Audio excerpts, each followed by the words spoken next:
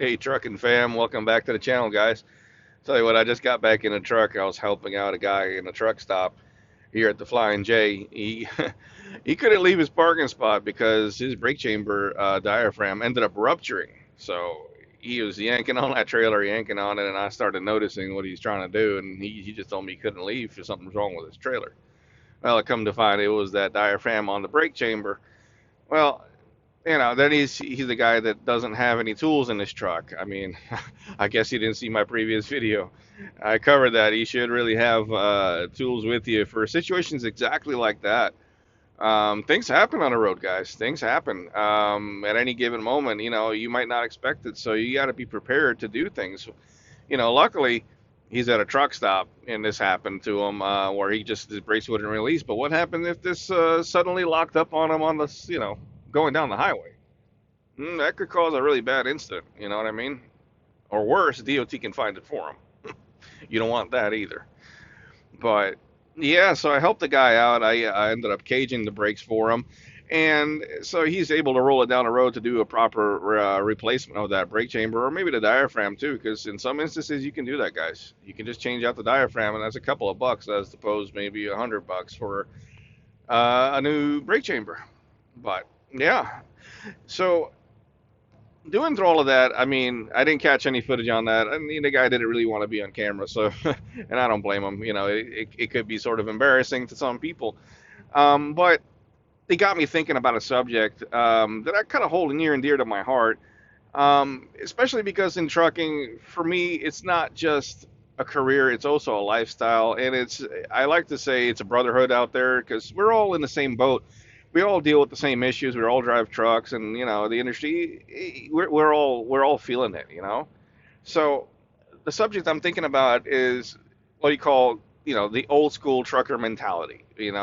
Where if you ask the old school truckers, the old vets who's been on the road for 30, 40 years, they tell you that times used to be very different back in the day when they started trucking, where it was exactly that. It was like a brotherhood. It was one big crazy psychotic family out here, but everybody stuck up for each other and everybody helped each other out. And you had the barbecues being between the trailers sometimes. It was a whole different time back then. But the point I'm getting at is that in some aspects, I'd like to believe that mentality is still alive.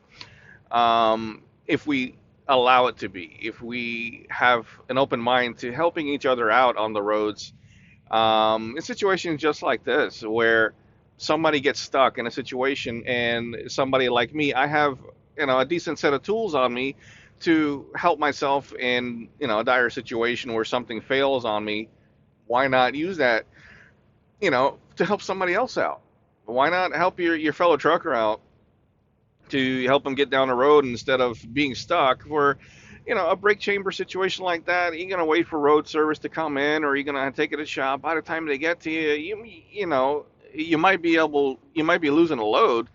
You could be sitting there for hours. In some instances, you see them that some of the shops out there, they make you sit for a day or so for something simple like that because they're backed up.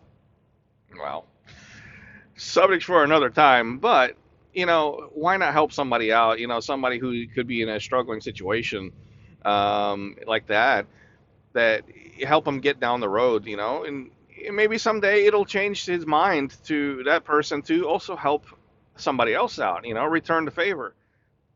And another instance I'll tell you, story time with me is that there's been numerous occasions where I've stopped on the side of the road. One of them comes into mind particular is when I was going down I-75 one time in Florida, and this was, I believe, in July or June. So the sun was really hot out there, and I was going down 75, and this little elderly lady was on the side of the road in the sun, and she was, I guess, panicking, trying to figure out how to help herself. So I pulled over and I checked what was going on to make sure she's okay. Gave her a bottle of water, make sure she's doing fine.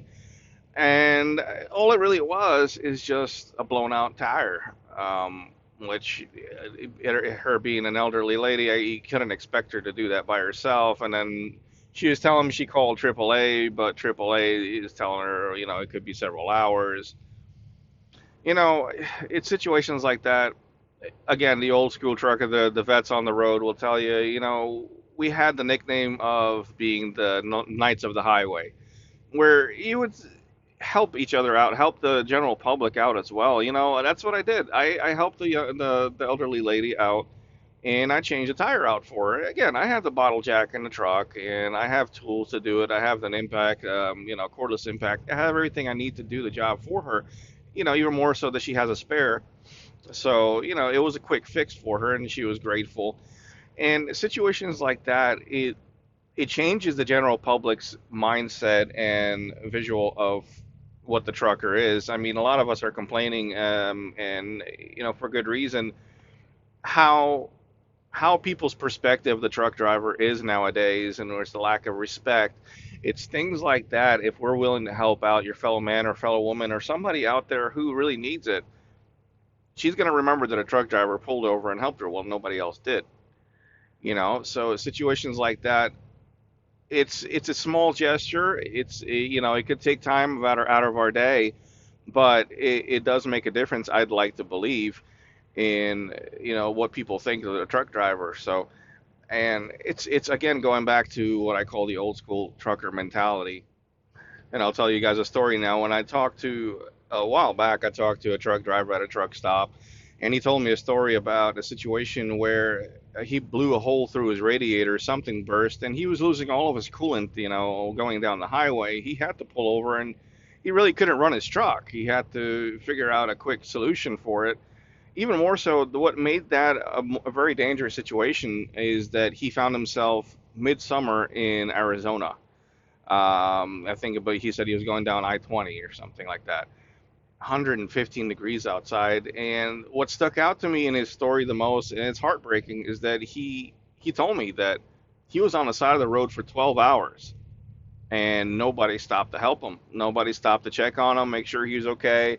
Nobody, make sure you gave him some water, he's hydrated or whatever. And it's situations like that. It's heartbreaking because something can happen to this person where heat stroke he can get. It becomes a very big safety issue for health and their livelihood at that point. Now he eventually found. He told me he found somebody that would take him to a taxi cab will take him to an auto parts store where he can buy some basic supplies to make a quick fix until he can get back home and get the radiator fixed so it wouldn't leak anymore. He picked up some coolant and then he was able to get down the road. But that's a perfect example that we should keep an eye out on the people on the road here. I mean, it could be a very dangerous situation. The highways are a dangerous place. And it's not somewhere you want to be stuck on the side of the road, and especially in high temperatures or extreme temperatures such as the cold.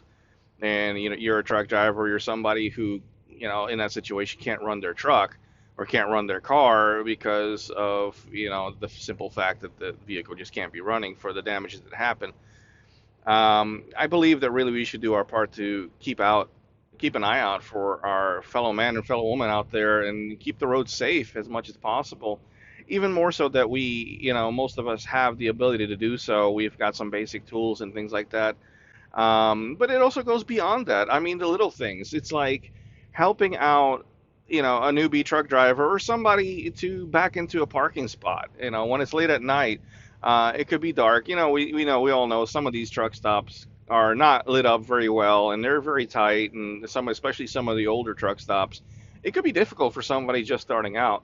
Instead of being out there and just pointing fingers and making an example of them, but let's get out and help them out, because let's not forget we all started somewhere in the same place. We all struggled with the same things, so we all need to stick together and help each other out. It's little things like that. I'm a firm believer of that. We should look out for our fellow trucker or fellow person in need out there. Let's go back to that trucker mentality, the old school trucker, the Knights of the Highway as it used to be. It definitely would make a different opinion for the general public of the truck driver, and I mean, I can't say that for everybody. You got some crazy nuts out there, but you know, it would change perspective to a lot of people, definitely, and I believe, and it would make the industry much different. So, you know, that's something I wanted to share. I hold near and dear to my heart, and hopefully, this subject will strike a chord with somebody out there. They can feel the same way. So, on that note, guys, I just want to say thank you again for being part of the channel. I'm not going to make a very long video on the subject, but yeah, and help the channel grow, guys. Again, you know, if you haven't done so, please subscribe and like the channel. If you got something you want to share on the comment section down below, go ahead and do that. It's an open open subject. So, take care, guys. Be safe, and I'll catch you on the next one, everybody. Ciao.